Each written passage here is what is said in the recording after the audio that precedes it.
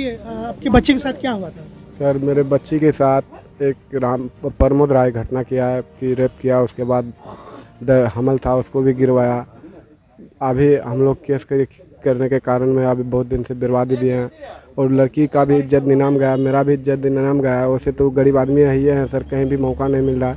सोचे थे कि जो बच्ची मेरा पढ़ेगी लिखेगी तो अच्छा बनेगा, अब क्या पढ़ेगी लिखेगी सर की जो। नमस्कार साथियों, मैं हूं जितेंद्र कुमार और आप देख रहे हैं इंडिया पब्लिक न्यूज कटिहार। आज हम कदवा प्रखंड के थाना से महज कुछ ही दूरी पर एक डाक बंगला है, यहाँ मौजूद है और यहाँ आप देख सकते हैं एक पोस्टर बैनर है, उसमें लिखा हुआ है न्याय दो न्याय दो न्याय दो।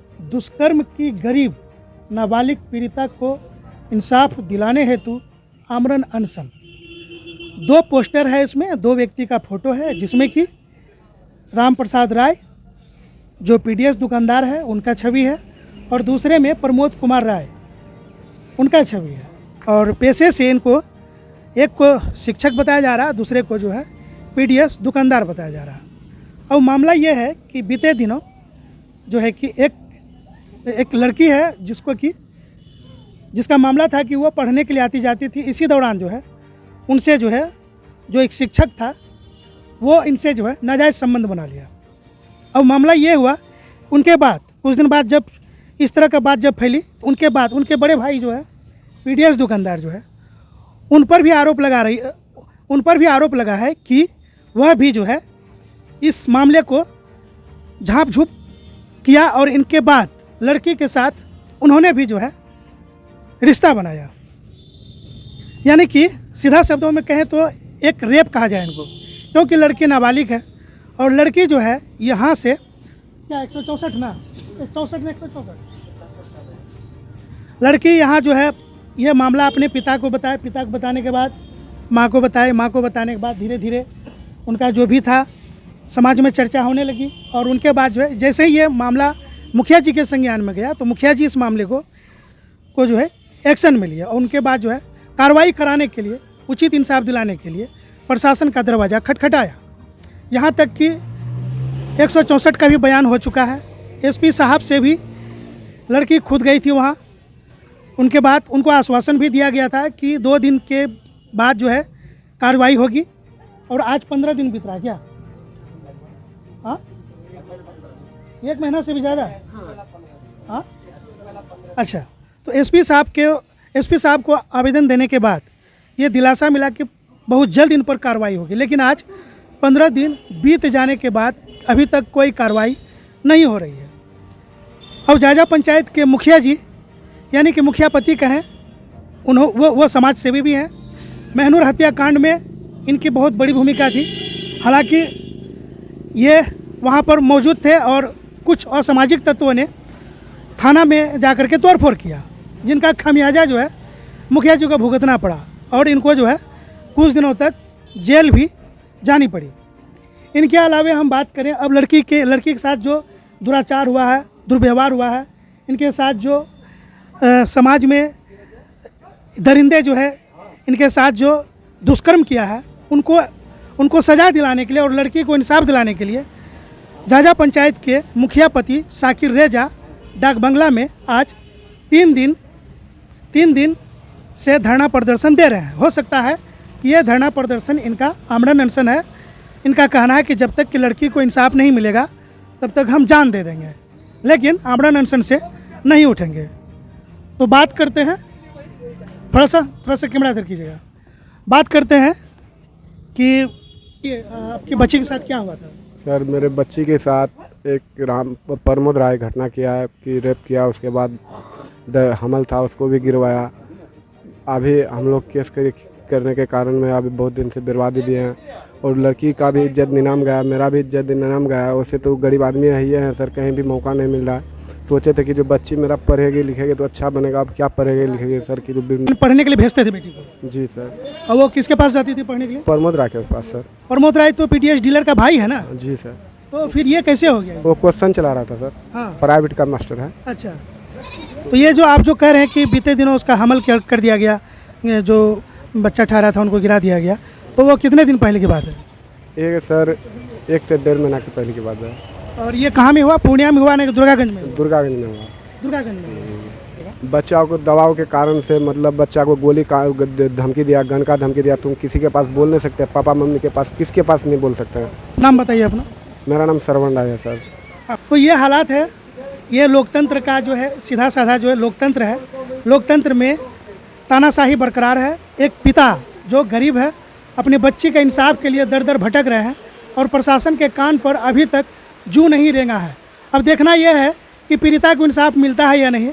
आमरण अनशन पर बैठे हुए मुखिया जी का कोई सुध लेने वाला है या नहीं। तब तक के लिए जितेंद्र को दीजिए इजाज़त। बने रहिए हमारे साथ, देखते रहिए हमारी खास रिपोर्ट। मैं हूँ जितेंद्र कुमार, कटिहार, बिहार के लिए। धन्यवाद। मामला ये है कि मेरे ही जाजा पंचायत अंतर्गत वार्ड नंबर 12 की एक 15 वर्षीय नाबालिग बच्ची के साथ जो दुष्कर्म का जो घटना को अंजाम दिया गया था, उसी को लेकर के जो है प्राथमिकी दर्ज हुए 1 महीना से अधिक हो गया है। लेकिन 1 महीना बीतने के बाद भी अभी तक कोई उसकी गिरफ्तारी नहीं हुई है। तो गिरफ्तारी को लेकर के हम लोग जो है आमरण अनशन पे बैठे हुए हैं। आज हम लोग का तीसरा दिन है और अभी तक प्रशासन से कोई आश्वासन कुछ नहीं हुआ है। और जब तक उन लोग की गिरफ्तारी नहीं होगी और गरीब नाबालिग बच्ची को इंसाफ नहीं मिलेगा, हम तब तक ऐसे ही भूख हड़ताल पे ऐसे ही भूखे प्यासे यहाँ बैठे रहेंगे अंतिम सांस तक। जब तक मेरी सांस चलेगी तब तक हम यहीं बैठे रहेंगे। गिरफ्तारी इसलिए नहीं हो पा रही है क्योंकि जो थाना में उन लोग का मिली भगत है और हमेशा थाना में उन लोगों का आना जाना लगा रहता है और पैसे का ये खेल कर रहा है। मुझे जहाँ तक सूचना मिला है कि मोटी रकम लेकर के जो है ये प्रशासन जो है चुप बैठा हुआ है। नहीं तो मैं अपने एसपी जितेंद्र जी को बहुत करीब से जानता भी हूँ और उनकी क्षमता को भी जानता हूँ कि किसी भी मामला को जो है 1-2 दिन में मामला को उद्भेदन करके जो है गिरफ्तार करके अभियुक्त को जो है जेल भेजने का काम करते हैं। लेकिन इसमें क्या है उनको एसपी साहब को भी जो है, जबकि पीड़िता जो है एसपी साहब से खुद जाके मिली थी और पीड़िता को जो है एसपी साहब आश्वासन भी दिए थे कि 2 दिन के अंदर हम गिरफ्तार करेंगे। लेकिन अब तक जो है एसपी साहब का भी आश्वासन दिए हुए 15 दिन बीत जाने के बाद भी गिरफ्तारी नहीं हो पा रही है। तो कहीं ना कहीं जो है प्रशासन का मिली भगत है, आरोपियों को भगाने में उन लोग का सहयोग है। 3 जुलाई से बैठे हुए हैं, आज हमारा तीसरा दिन है। और अब तक में कोई आश्वासन? कोई आश्वासन कुछ नहीं है और अभी तक थाना प्रभारी भी हम लोग से आके नहीं मिले हैं और प्रशासन से भी कोई उम्मीद नहीं है। गतिविधि बदलेगा, उस पर गिरफ्तारी होगी उसकी। अगर गतिविधि बदलेगा तो हम यहीं अपनी जान दे देंगे। हम जान देने के लिए तैयार हैं। शाकिर रजा, मुखिया प्रतिनिधि, जाजा पंचायत। इसी मामले पर पॉलिटिकल देखिए, हमारा और डीलर का जो आपसी मामला है वो अलग है। अगर कोई हमारा दुश्मन अगर समाज में किसी माँ बहन बेटियों के साथ अगर इज्जत के साथ खिलवाड़ करे, उसके साथ गलत करे, तो मेरे दुश्मन को छूट नहीं है कि वो कुछ भी कर ले। तो अगर मेरा दुश्मन अगर कुछ किया है तो ये कहीं पे भी सत्य नहीं है कि हम उसके लिए आवाज़ नहीं उठाएंगे। चाहे वो मेरा दुश्मन हो, चाहे मेरा भाई हो, चाहे मेरा पिताजी क्यों ना किसी के समाज में किसी के साथ गलत क्यों ना करे, हम इसी तरीके से आवाज़ उठाएंगे और हम आवाज़ हमेशा उठाते हैं। सालमारी माहनूर हत्याकांड में जो हमने आवाज़ उठाई थी, आरोपियों को जेल भेजने का भी काम करवाया था, उसके एवज में हमें 45 दिन जेल भी काटना पड़ा था।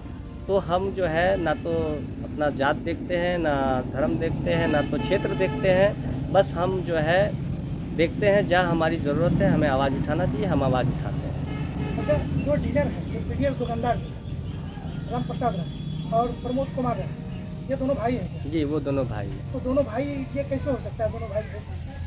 देखिए, ये कैसे हो सकता है ये भी सवाल खड़ा है। नहीं हो सकता है, क्यों नहीं हो सकता है? क्योंकि एक साथ दोनों ने रेप नहीं किया है। जब पहले जो प्रमोद राय के साथ जो इसका जो संबंध चला आ रहा था, जब वो डराने धमकाने का जो धमकी दे रहा था कि किसी को बताओगे जो है तो ये कर देंगे वो कर देंगे, इसी का जो है भनक कहीं रामप्रसाद को लगा था। इस मौके का फ़ायदा उठा के रामप्रसाद भी जो है इस बच्ची के इज्जत के साथ खेलने का काम किया है। अब प्रशासन के द्वारा अभी तक कुछ भी संज्ञान लिया गया है? नहीं, कुछ नहीं, बस ये है कि प्राथमिकी दर्ज की गई है। सुपरविजन का भी कॉपी, हाँ मेडिकल जांच हुई है। क्या हुआ? 161 का भी बयान हुआ, 164 का भी बयान हुआ है। लेकिन सुपरविजन, इतना दिन बीतने के बाद भी सुपरविजन का अभी तक कॉपी नहीं आई है और केस का आयोग का कहना है कि सुपरविजन अभी तक नहीं हुआ है। तो सुपरविजन भी इतना देरी क्यों हो रहा है, ये भी सवालिया निशान है। कहीं ना कहीं प्रशासन पे ये प्रश्न चिन्ह लगता है कि सुपरविजन में इतना देरी क्यों हो रही है।